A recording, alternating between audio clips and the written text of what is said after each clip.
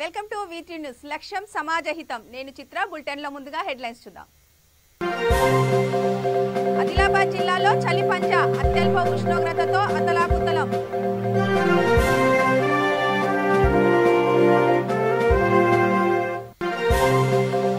కృష్ణా జిల్లాకు ఎన్టీఆర్ పేరు, సీఎం జగన్ పై ఎమ్మెల్యే వంశీ ప్రశంసలు.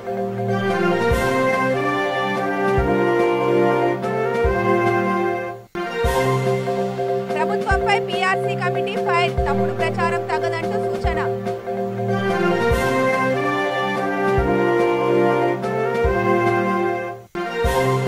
క్రైస్తవులకు టీఆర్ఎస్ అండగా ఉంటుంది, కోదాడ ఎమ్మెల్యే బొల్లం మల్లయ్య భరోసా.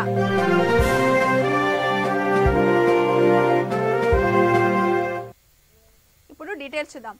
ఉమ్మడి ఆదిలాబాద్ జిల్లాలో చలి పంజా విసురుతోంది. జిల్లాలో చలిగాలులు వీస్తుండటంతో రాత్రి పగటి ఉష్ణోగ్రతల మధ్య వ్యత్యాసం తక్కువగా ఉండి పగలు కూడా చలి తీవ్రతగా ఉంటుంది. పల్లెపట్నం అనే తేడా లేకుండా ప్రజలు తీవ్ర ఇబ్బందులు పడుతున్నారు. వాతావరణ శాఖ వెల్లడించిన మేరకు రాష్ట్రంలో అత్యల్ప ఉష్ణోగ్రతలు నమోదైన 10 ప్రాంతాలు ఉమ్మడి ఆదిలాబాద్ జిల్లాలోనే ఉన్నాయి. తెల్లవారుజాము నుంచి కమ్మేసిన పొగ మంచు ఉదయం 9 గంటలైనా వీడటం లేదు. రాత్రి వేళ బయటకు వెళ్లాలంటే ప్రజలు జంకుతున్నారు. 7 గంటలకే రోడ్లు నిర్మానుష్యంగా మారుతున్నాయి.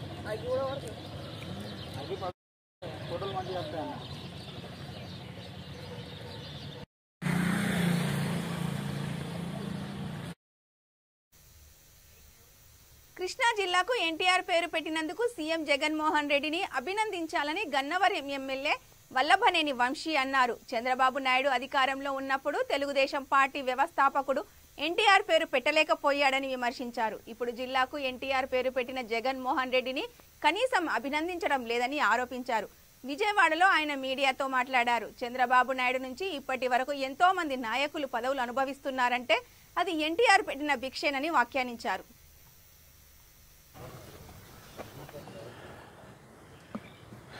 పరిపాలనా సౌలభ్యం కోసం ప్రజలకి ప్రభుత్వాన్ని మరింత దగ్గర చేసేందుకు గాను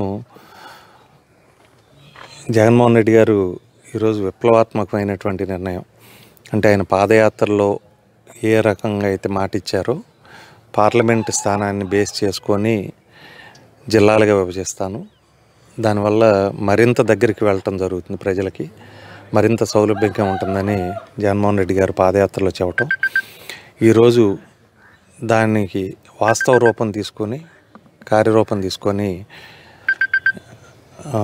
జిల్లాలని ప్రకటించడం జరిగింది. ఒకప్పుడు ఎన్టీ రామారావు గారు మండల వ్యవస్థను తీసుకొచ్చి అంతకుముందు ఉన్నటువంటి వ్యవస్థ కంటే భిన్నంగా ప్రజలకు మరింత చేరువ చేయటం, ఈరోజు మండల వ్యవస్థ యొక్క సత్ఫలితాలను మనందరం కూడా చూస్తూ ఉన్నాం. అదే రకంగా ఈరోజు జగన్మోహన్ రెడ్డి గారు కూడా కొత్త జిల్లాలని ప్రతిపాదించి కొత్త జిల్లాలను తీసుకొచ్చి ప్రజలకి మరింత సౌకర్యాన్ని మరింత సౌలభ్యాన్ని కల్పించడం జరుగుతోంది. దానికి ముఖ్యమంత్రి గారిని అభినందిస్తూ ఉన్నాను. ఎందుకంటే గ్రామ సచివాలయాల ద్వారా ఆర్బీకే సెంటర్ల ద్వారా ఇప్పటికే ప్రభుత్వం డోర్ స్టెప్స్లోకి వచ్చింది ప్రజలకి. అంటే వాళ్ళకి కావాల్సినటువంటి ప్రజలకు కావాల్సినటువంటి సంక్షేమ పథకాలు కానీ అభివృద్ధి పథకాలు కానీ ఏదైనా కూడా వాళ్ళ ఇంటికి చేరే రకంగా జగన్మోహన్ రెడ్డి గారు గ్రామ సచివాలయాలు ఆర్బీకే కేంద్రాలు ఇవన్నీ పెట్టడం జరిగింది. దానిలో భాగంగానే మరింత పాలనా యంత్రాంగాన్ని, అంటే జిల్లా కలెక్టర్లు కానీ జాయింట్ కలెక్టర్లు కానీ వీళ్ళందరికీ మరింత సౌలభ్యంగా ఉండటం కోసం ఈ జిల్లాలు ప్రతిపాదించడం, దానిలో భాగంగా మహానుభావుడు తెలుగుదేశం పార్టీ వ్యవస్థాపక అధ్యక్షుడు ఆంధ్ర ప్రజల అందరికీ కూడా ఆరాధ్య దైవం అన్న రామారావు గారి పేరు పెట్టాలనటం, చాలా సంతోషం. ఎందుకంటే రామారావు గారు సినీ పరిశ్రమ నుంచి రాజకీయాల్లోకి వచ్చిన తర్వాత రాకముందు ఆయన కుటుంబ సభ్యులందరికీ ఆయన ఎంతో విలువైన ఆస్తులు ఇచ్చాడు. ఆయన రాజకీయాల్లోకి వచ్చిన తర్వాత నాకు, కొడాలి నానికో, లేకపోతే రమేష్ రెడ్డి గారికో, లేకపోతే శ్రీపతి రాజేశ్వర గారికో ఇట్లా పాత జీతాలు చెల్లిస్తేనే ప్రభుత్వంతో తాము చర్చలకు వెళ్తామని పీఆర్సీ స్టీరింగ్ కమిటీ సభ్యుడు బొప్పరాజు వెంకటేశ్వర్లు తేల్చి చెప్పారు. చర్చలకు వెళ్లినా రాలేదంటూ తప్పుడు ప్రచారం తగదంటూ సూచించారు. 1వ తేదీ కల్లా పాత జీతాలు ఇవ్వాలని ప్రభుత్వానికి లేఖ రాశామని, కొత్త జీతాలు వేస్తామని ట్రెజరీ ఉద్యోగులను భయపెట్టాలని చూస్తున్నారని, బెదిరిస్తే భయపడమని హెచ్చరించారు. ఆంధ్రప్రదేశ్ ఉద్యోగుల ఉద్యమానికి ఆర్టీసీలోని 10 ఉద్యోగ సంఘాలు ఒకే వేదికపై వచ్చి మద్దతు ప్రకటించాయని పీఆర్సీ స్టీరింగ్ కమిటీ సభ్యుడు బొప్పరాజు వెంకటేశ్వర్లు తెలిపారు. 7వ తేదీ నుంచి చేపట్టే రాష్ట్ర వ్యాప్త నిరవధిక సమ్మెకు మద్దతిచ్చిన ఆర్టీసీ ఉద్యోగులకు బొప్పరాజు ధన్యవాదాలు ప్రకటించారు. ఉద్యోగులు నిరాహార దీక్షలో పాల్గొంటున్నారు. ఒక్కొక్క రోజు ఒక్కొక్క సంఘాలుగా పోటీపడి ఒకరోజు చేసినటువంటి జనాభా రెండో రోజుకి ఇంకా రెట్టింపుతో ఉత్సాహంతో కార్యక్రమాలు జరుగుతున్నాయి. ఈ యొక్క కార్యక్రమాల్ని ఇదే విధంగా ఇదే ఉత్సాహంతో రాష్ట్రంలో ఉన్నటువంటి ఉద్యోగోపాధ్యాయ కార్మిక పెన్షనర్లందరూ వేలాదిగా పాల్గొని మన యొక్క నిరాహార దీక్షలు కానివ్వండి, అదే విధంగా చలో విజయవాడ 3వ తారీఖు కార్యక్రమాన్ని లక్షలాది మంది ఉద్యోగులతో విజయవాడ పట్టణం దద్దరిల్లేటట్టు చేయాలని చెప్పి 13 లక్షల మంది ఉద్యోగోపాధ్యాయ కార్మిక పెన్షన్ల కాంట్రాక్ట్ అవుట్సోర్సింగ్ గ్రామ వార్డు సచివాలయ అదేవిధంగా daily wage part time full time NMR contingent ఎంప్లాయీల మొత్తాన్ని ఉద్యోగ లోకం మొత్తాన్ని ప్రధానంగా ఆర్టీసీ ఉద్యోగుల మొత్తాన్నితో సహా అందరినీ కూడా కోరుతున్నాం. మేము ప్రభుత్వానికి ఇప్పుడైనా ఒకటే మాట చెప్తున్నాం, మేము చిత్తశుద్ధితో ఉన్నాం, నిజాయితీతో ఉన్నాం. మా యొక్క శీలాన్ని ఎక్కడా శంకించాల్సిన అవసరం లేదు. మేము ప్రభుత్వం చుట్టూ పదే తిరిగి వాస్తవాలు చెప్పినా మాకు కనీస విలువ లేనటువంటి పక్షంలోనే, కనీసం మాకు ఇచ్చినటువంటి గౌరవం లేకనే మా యొక్క మాటలు ఇటు ప్రభుత్వంలో ఉన్నటువంటి ఉన్నతాధికారులు కానీ, రాష్ట్ర ముఖ్యమంత్రి గారి కార్యాలయ అధికారులు కానీ, ప్రభుత్వంలో ఉన్నటువంటి పెద్దలు కానీ ఎవరూ పట్టించుకోక దిక్కులేని పరిస్థితుల్లో ఉద్యోగుల దగ్గరికి వచ్చాం. అయ్యా, మన సమస్యలు వినేటువంటి పరిస్థితి ప్రభుత్వానికి లేదు. కాబట్టి మనకి ఉద్యమే శరణ్యం అనుకున్నాం. అయినా కేవలం మొదట 2 జేఏసీలతోనే ఉద్యమం మొదలుపెట్టాం. కానీ మిగిలిన 2 జేఏసీలకు కూడా విషయం అర్థమైపోయింది. అందరం కూర్చున్నాం. ఈ ప్రభుత్వం ఏ ఒక్కరికైనా ఒకేలాగా చూస్తుందని అర్థమైపోయింది. అప్పుడు ఉద్యమాన్ని ఉమ్మడి కార్యాచరణ ఉద్యమంగా మరల్చుకొని ఈరోజు వేలాది మంది ఉద్యోగులు, లక్షలాది మంది ఉద్యోగులు తరలి వస్తూ ఉన్నారు. ఇంకొకటి ప్రభుత్వం గమనించాలి, ఇది నాయకులు చేస్తున్న ఉద్యమం కాదు. కింది స్థాయి ఉద్యోగుల నుంచి తీవ్రమైనటువంటి ఒత్తిడి, తీవ్రమైనటువంటి ఆందోళన వచ్చిన నేపథ్యంలోనే నాయకత్వానికి సెగదగలి చేస్తున్నటువంటి ఉద్యమం ఇది. కాబట్టి ప్రభుత్వం క్రైస్తవుల సంక్షేమానికి టీఆర్ఎస్ ప్రభుత్వం అన్ని విధాలుగా అభివృద్ధి చేస్తోందని కోదాడ ఎమ్మెల్యే బొల్లం మల్లయ్య యాదవ్ అన్నారు. మునగాల మండలం మాధవరం గ్రామంలో పెనయేలు నూతన మందిరం ప్రతిష్ట పండుగలో ఆయన ముఖ్య అతిథిగా పాల్గొని మాట్లాడారు. గత పాలక వర్గాలు క్రిస్టియన్ మైనార్టీలను ఓటు బ్యాంకుగా వాడుకున్నారే తప్ప వాళ్ళ సంక్షేమం కోసం కృషి చేయలేదని విమర్శించారు. కేసీఆర్ ముఖ్యమంత్రి అయిన తర్వాత మైనార్టీలకు అన్ని రంగాల్లో సముచిత స్థానం కల్పిస్తున్నారని చెప్పారు. ఈ తర్వాత ఎమ్మెల్యేను క్రైస్తవ మత పెద్దలు ఘనంగా సన్మానించారు. ఈ కార్యక్రమంలో రైతు సమన్వయ సమితి అధ్యక్షులు అజయ్ కుమార్, టీఆర్ఎస్ నాయకులు నల్లపాటి శ్రీనివాసరావు, మండల పార్టీ అధ్యక్షులు తొగురు రమేష్ పాల్గొన్నారు. దేవుడిగా వాళ్ళ పాపం కోసం వాళ్ళ పాపాలని పారదోలడానికి శిలువ ఎక్కి రక్తతర్పణ చేసి పరుల కోసం రక్తాన్ని తర్పణం చేసిన దేవుడిగా కళ్ళు లేని కబోతులకు సైతం ప్రార్థన ద్వారా ఖండించి సుదీర్ఘమైన చుట్టుపక్కల ఈ నియోజకవర్గం ప్రజలకు కూడా ఎటువంటి ఇబ్బంది రాకుండా ఏసఐ ఎప్పుడు ఉండాలని చెప్పేసి కోరుకుంటున్నాను. తెలంగాణ రాష్ట్ర సమితి పార్టీ జనగామ జిల్లా అధ్యక్షుడిగా జనగామ జిల్లా పరిషత్ చైర్మన్ పాగల సంపత్ రెడ్డి నియమించారు. నూతనంగా ఎంపికైన పాగల సంపత్ రెడ్డి V3 న్యూస్ తో మాట్లాడుతూ సీఎం కేసీఆర్ కి ధన్యవాదాలు తెలిపారు. జిల్లాలో పార్టీని మరింత బలోపేతం చేస్తూ ప్రతి కార్యకర్తకు అందుబాటులో ఉంటూ పార్టీని ముందుకు తీసుకువెళ్తానని తెలిపారు. మంత్రి దయాకర్ రావు ఎమ్మెల్యేలు ఎమ్మెల్సీలకు పార్టీ నాయకులకు మార్గదర్శకంలో పార్టీ బలోపేతానికి కృషి చేస్తానని చెప్పారు. పాగాల సంపత్ రెడ్డి, నేను జనగాం జిల్లా పరిషత్ చైర్మన్, నూతనంగా ఎన్నిక కాబట్ట జనగాం జిల్లా పార్టీ అధ్యక్షునిగా నేను నా మీద బరువు బాధ్యతలు ఉంచిన ముఖ్యమంత్రి కేసీఆర్ గారికి ధన్యవాదాలు మరియు పాదాభివందనాలు తెలుపుకుంటూ జిల్లా కొత్తగా ఏర్పడిన జనగాం జిల్లాలో జనగామ జిల్లాను అభివృద్ధి పదంలో నడిపించడానికి మరియు పార్టీ జిల్లాలో ఉన్న టీఆర్ఎస్ పార్టీ కార్యకర్తలను మరియు కంటికి రెప్పలా కాపాడుకుంటా కొత్త జిల్లాగా ఏర్పడిన జనగాం జిల్లాను అభివృద్ధి పదంలో నడిపించడానికి మరియు నా జిల్లా మంత్రి అయిన దయాకర్ రావు గారికి, ఎమ్మెల్యేలు యాదగిరెడ్డి గారికి, డాక్టర్ రాజయ్య గారికి, ఎంపీ గారికి, ఎమ్మెల్సీల గారికి అందరితోటి కలుపుకొని వాళ్ళకు ప్రత్యేక కృతజ్ఞతలు తెలుపుతూ వాళ్ళందరినీ కలుపుకొని జిల్లా అభివృద్ధి కొరకు పాటుపడతాను. అదేవిధంగా కేసీఆర్ గారు ప్రవేశపెట్టిన సంక్షేమ పథకాలలో భాగంగా ప్రతి ఇంటికి కూడా ఈరోజు అన్ని సంక్షేమ పథకాలు కూడా అందడం జరుగుతుంది.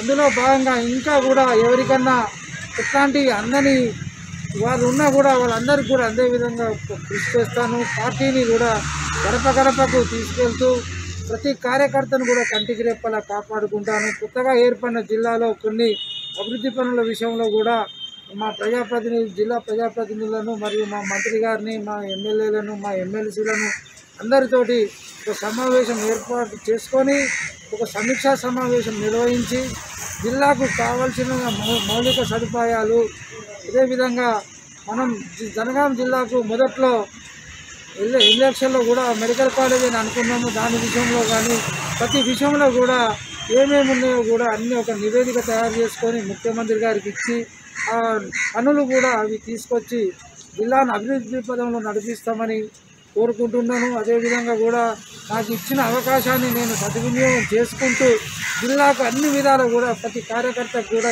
ఎల్లవేళలా కూడా అందుబాటులో ఉంటూ ప్రతి కార్యకర్తను కూడా కంటికి రెప్పలా కాపాడుకుంటాను. అదేవిధంగా కేసీఆర్ గారికి మరొక్కసారి నా యొక్క పాదాభివందనాలు తెలియజేస్తూ కేసీఆర్ గారికి ఎప్పటికి కూడా జనగాం జిల్లా ప్రజలు కూడా అందరూ కూడా అండదండగా ఉంటారు. కేసీఆర్ గారిని కడుపులో పెట్టి కాపాడుకుంటారు.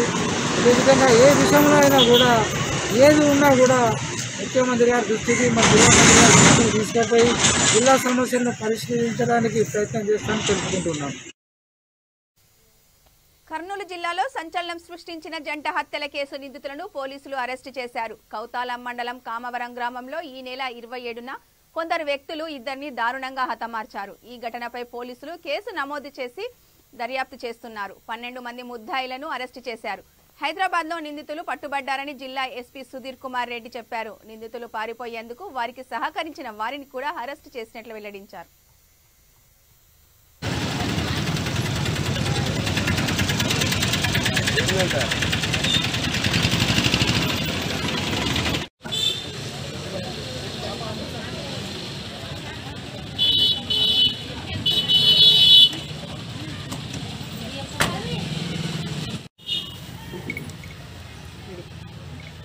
నిన్న కామవరంలో జరిగిన ఇన్సిడెంట్కి సంబంధించి అట్రాసిటీ మర్డర్ 307 రైటింగ్ సెక్షన్స్లో కేసు రిజిస్టర్ చేయడం జరిగింది. మన ఆదాని డిఎస్పీ వినోద్ కుమార్ గారు ఇన్వెస్టిగేషన్ టేకప్ చేశారు. ఈ కేసు ఇన్వెస్టిగేషన్లో భాగంగా ఈరోజు ఉదయం 12 మంది అరెస్ట్ చేయడం జరిగింది. వీళ్ళు 5 లేడీస్ని మాచిమాం దగ్గర అరెస్ట్ చేయడం జరిగింది. అదేవిధంగా 7 హైదరాబాద్లో అరెస్ట్ చేయడం జరిగింది. ఈ కేసులో ప్రధాన ముద్దాయిలైనటువంటి ఈ వడ్డే మల్లికార్జున, ఆ తర్వాత ఇతని 5 బ్రదర్స్, వీళ్ళందరినీ కూడా హైదరాబాద్లోని NGBSకి ఆపోజిట్గా ఉన్నటువంటి మెట్రో రైల్వే స్టేషన్లో అరెస్ట్ చేయడం జరిగింది. అదేవిధంగా వీరందరికీ కూడా పారిపోవడానికి సహకరించినటువంటి బాపురానికి చెందిన రామకృష్ణ అనే అతన్ని కూడా వీళ్ళందరితో పాటు కస్టడీలోకి తీసుకోవడం జరిగింది. ఈ మృతులపై దాడి చేసి వాళ్ళ మరణానికి కారణమైనటువంటి వీళ్ళందరినీ కూడా కోర్టులో ప్రొడ్యూస్ చేసి ఫర్దర్ ఇన్వెస్టిగేషన్ కోసం పోలీస్ కస్టడీకి తీసుకోవడం జరుగుతుంది. అదేవిధంగా వీళ్ళందరికీ సహకారం అందించినటువంటి ఎస్కేప్ అవడానికి ఈ రామకృష్ణ మీద కూడా ఐపీసీ 212 హార్బరింగ్కి యాక్షన్ తీసుకోవడం జరుగుతుంది. ఈ అక్యూజ్డ్ అందరినీ అరెస్ట్ చేయడానికి కష్టపడినటువంటి మన సీఐలు వెంకటేశ్వరరావు, సుధాకర్ రెడ్డి, తబ్రీజ్, పార్థసారథి, నరేంద్ర కుమార్, శివాంజల్, గోపాల్ రెడ్డి, రామయ్య, సునీల్, చంద్ర, కౌతాల మెస్సై, మన్మరులు వీళ్ళందరూ కూడా ఎంతో కష్టపడి వీళ్ళందరినీ అరెస్ట్ చేశారు. వీళ్ళందరికీ కూడా అభినందనలు తెలియజేస్తారు.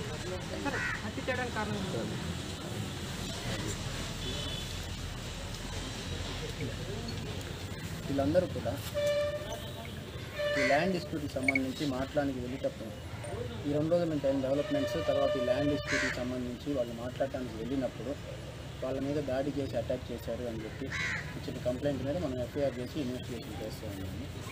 సో ప్రస్తుతానికి అదే చూస్తూ ఉన్నాము. ఇన్వెస్టిగేషన్లో ఇంకా ఏమైనా రీజన్స్ ఉంటే బయటకు వస్తాము.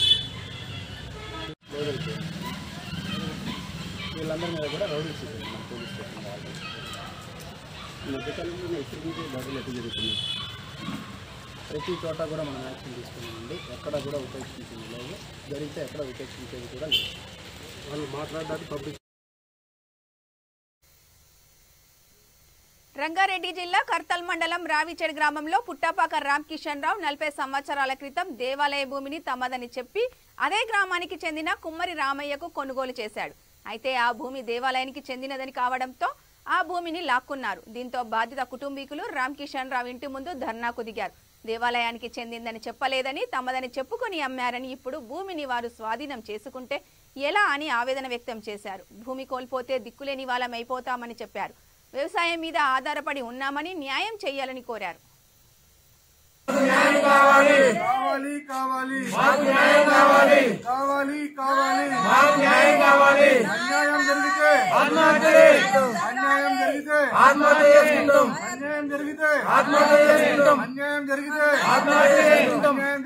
రంగారెడ్డి జిల్లా కడతాల్ మండలం రావిచేడు గ్రామంలో సర్వే నెంబర్ 46లో మాకు ఒక 8 ఎకరాల 6 గుంటల భూమి 100 సంవత్సరాలు మా తాతల నుంచి మేము సంపాదించి మాకు పెట్టారు.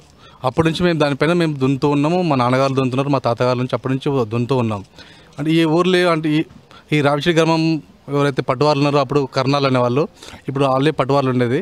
వాళ్ళు ఏంటంటే అప్పుడు మేము కౌలు మా దగ్గర తీసుకుంటున్నారు. ప్రతి సంవత్సరం మా దగ్గర కౌలు తీసుకుంటూ తర్వాత ఏమి కొన్నాళ్ళకి వాళ్ళు ఏంది కౌలు ఏం కడతావో మీరే కొనుక్కోండి మేము అని అమ్ముతామని చెప్పేసి మా దగ్గర డబ్బులు తీసుకున్నారు. అప్పుడు ఆ డబ్బులు సంబంధించిన అప్పట్లో మా దగ్గర 8,000 రూపాయలు తీసుకున్నారు. దానికి సంబంధించిన మా దగ్గర ప్రూఫ్లు కూడా ఉన్నాయి. అప్పుడు 1980లో 8,000 రూపాయలు తీసుకున్నారు. లాస్ట్ అంటే లాస్ట్ ఏదైతే 2,000 రూపాయలు కట్టామో దానికి సంబంధించి రిసిప్ట్ ఉంది 1980లో. ఇప్పుడు ధరణిలో ఏమొచ్చిందంటే అది ఎండోమెంట్ భూమి ఉంది, అది దేవుడు పొలం, మీకు అది పట్ట కాదని చెప్తున్నారు. ఇప్పుడు ఏంటంటే మేము వెళ్తే మాకు పట్ట కావాలి, మీరు మా దగ్గర డబ్బులు ఇస్తున్నారు కదా, మీరు మాకు పట్ట చేసిమని అడిగితే లేదు కాదని ఎండోమెంట్ ఆఫీస్ వాళ్ళు చెప్తున్నారు. ఇప్పుడు మీ డబ్బులు మేము వీళ్ళకి ఇచ్చాం కాబట్టి మేము కట్టిన డబ్బులకి మాకు న్యాయం చేయమని మేము ఇక్కడ మీ ఇంటి దగ్గర ధర్నా చేస్తున్నాం.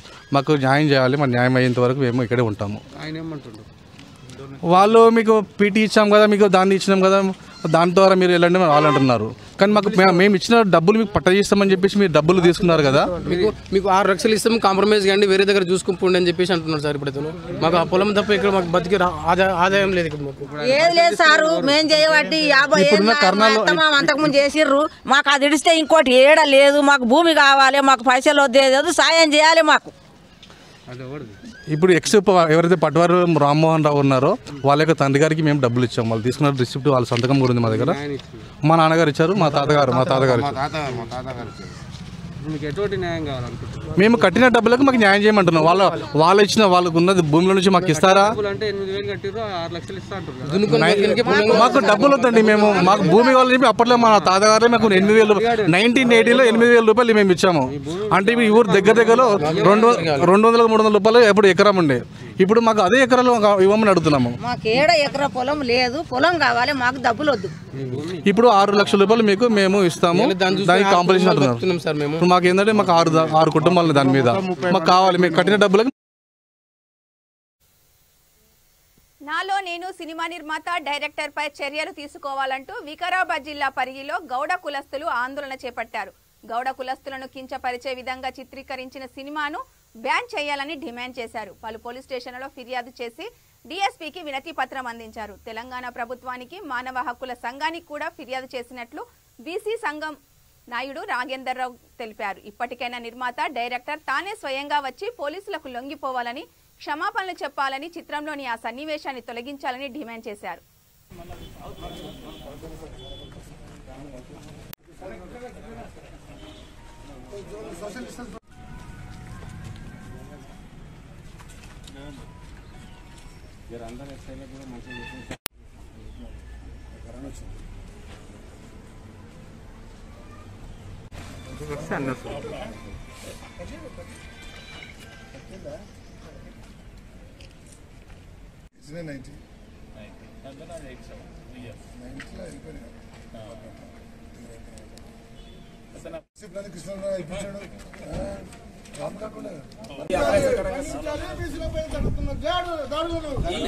ఈ సినిమా తీసిన వెంటనే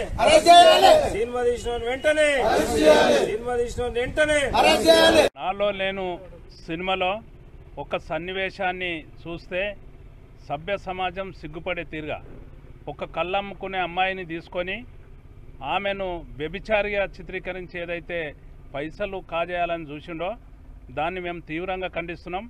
యావత్ రాష్ట్రం అంతా కూడా అన్ని పోలీస్ స్టేషన్లో కంప్లైంట్ ఇచ్చినాం. ఆయన యూట్యూబ్ ఛానల్ దగ్గర కూడా పోయి క్షమాపణ చెప్పమని అడిగినాం. హోమ్ మినిస్టర్ గారికి ఇచ్చినాం, ప్రభుత్వానికి ఇచ్చినాం, మానవ హక్కుల కమిషన్కి ఇచ్చినాం, మహిళా కమిషన్కి ఇచ్చినాం, అందరికి కూడా ఇచ్చినాం. ఈరోజు దాంట్లో భాగంగా ఏదైతే పరిగి నియోజకవర్గం లోపల పరిగిలు ఇచ్చినాం డిఎస్పీ గారికి, అదేవిధంగా మమదాబాద్లు ఇచ్చినాం, కులక్చర్లలు ఇచ్చినాం. అన్ని ప్రాంతాల లోపల కూడా యావత్ తెలంగాణ రాష్ట్రం అంతా కూడా ఇచ్చినాం. ఒకటే మేము డిమాండ్ చేస్తూ ఉన్నాం, ఏదైతే అది సహించరాని విషయం ఏదైతే ఉందో బేషరతుగా క్షమాపణ చెప్పాల్సిన అవసరం ఉన్నది. ఆ సినిమానే బ్యాన్ చేయాల్సిన అవసరం ఉన్నది. ఆ సన్నివేశాన్ని తీసేయాల్సిన అవసరం ఉన్నది. ఇంతటితో ఆగాల్సిన అవసరం లేదు. ఏదైతే తెలంగాణ ప్రాంతంలో ఈరోజు బడుగు బలహీన వర్గాల ఆడపడుచుల మనోభావాలను దెబ్బతినే విధంగా ఆ సన్నివేశాన్ని తీయడం జరిగిందో ఆయన బేషరతుగా క్షమాపణ చెప్పాల్సిన అవసరం ఉన్నది. అదేవిధంగా ఆయన మీద క్రిమినల్ కేసు పెట్టడం జరిగింది కాబట్టి స్వచ్ఛందంగా ఆయన వచ్చి లొంగిపోవాల్సిన అవసరం ఉన్నది. సభ్య సమాజానికి ఆదర్శంగా నిలవాల్సిన అవసరం ఉన్నది. ఒకవేళ దీన్ని ఆయన ఆచరణ చేయనట్లయితే మేమే కార్యాచరణ చేస్తాం. దాన్ని ఎక్కడ కూడా తిరగనీయం. హైదరాబాద్లో నడి రోడ్డు మీదకి ఈడ్చుకొచ్చి యువకులందరూ కూడా ముందుకొచ్చి, మహిళలందరూ కూడా ముందుకొచ్చి ఆయనను బేషరతుగా క్షమాపణ చెప్పే తీరుగా మేమందరం కూడా చేసుకోవడం జరుగుతుంది. ఆ ప్రాంతంలో బడుగు బలహీన వర్గాలకు వాళ్ళకు శోభించే తీరుగా, వాళ్ళ అభిమానానికి, ఏది ఆత్మగౌరవానికి. మలక్పేట ఇంద్రనగర్ కాలనీలో అగ్ని ప్రమాదంతో రోడ్డున పడ్డ కుటుంబానికి రెడ్ క్రాస్ సొసైటీ సభ్యులు అండగా నిలిచారు. రంగమ్మ అనే ఒంటరి మహిళ తన కూతురుతో కలిసి 20 సంవత్సరాలుగా అద్దె ఇంట్లో నివసిస్తున్నారు. ప్రమాదవశాత్తు ఆ ఇంట్లో అగ్ని ప్రమాదం సంభవించి ఇల్లు దగ్ధమైంది. ఇంట్లో ఉన్న సామాగ్రి, నిత్యావసర సరుకులు కాలి బూడిదైపోయాయి. ఈ విషయం తెలుసుకున్న Hyderabad red cross society chairman Manidi Bheemareddy వారిని పరామర్శించారు. తన వంతు సహాయంగా దుస్తులు, దుప్పట్లు, నిత్యావసర సరుకులు అందజేశారు. ఈ కార్యక్రమంలో red cross society unit doctor Seesa, architect Kaneez Fatima, red cross Saidabad మండలం convener Anil Kumar, red cross disaster convener AVS Dikshit పాల్గొన్నారు.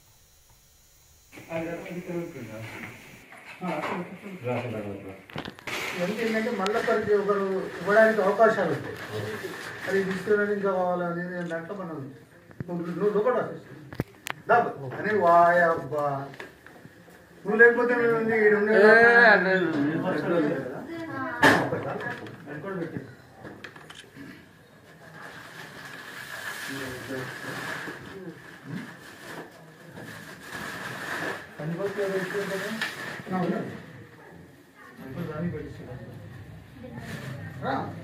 ముందు ఫోటో ఎంతకండి పోతున్నావు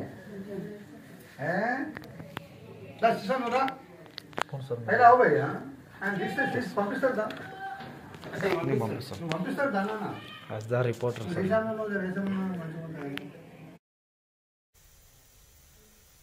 సైదాబాద్ లక్ష్మీనగర్ కాలనీలో నిర్మాణంలో ఉన్న నీటి సంపులో పడి బాలిక మృతి చెందింది. సంగారెడ్డి జిల్లా సుక్కలతీర్థం గ్రామానికి చెందిన బాలాజీ సోనా కుటుంబం నగరానికి వలస వచ్చింది. లక్ష్మీనగర్ కాలనీలో నూతనంగా నిర్మిస్తున్న అపార్ట్మెంట్లో వాచ్మెన్ పనిచేస్తున్నారు.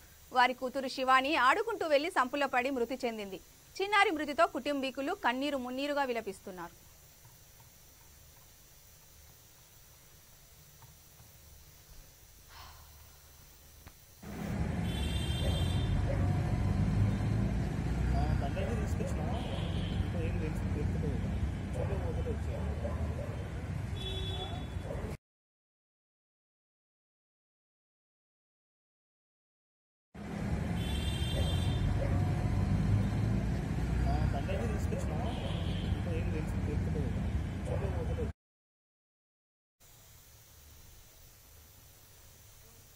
బులెటిన్ ముగించే ముందు హెడ్లైన్స్ మరోసారి.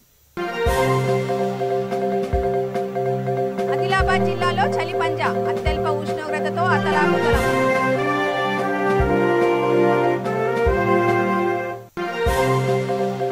కృష్ణా జిల్లాకు ఎన్టీఆర్ పేరు, సీఎం జగన్ పై ఎమ్మెల్యే వంశీ ప్రశంసలు.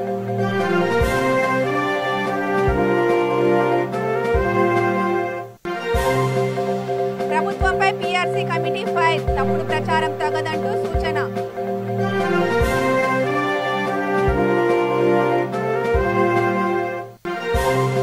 క్రైస్తవులకు టీఆర్ఎస్ అండగా ఉంటుంది, కోదాడ ఎమ్మెల్యే బొల్లం మల్లయ్య భరోసా.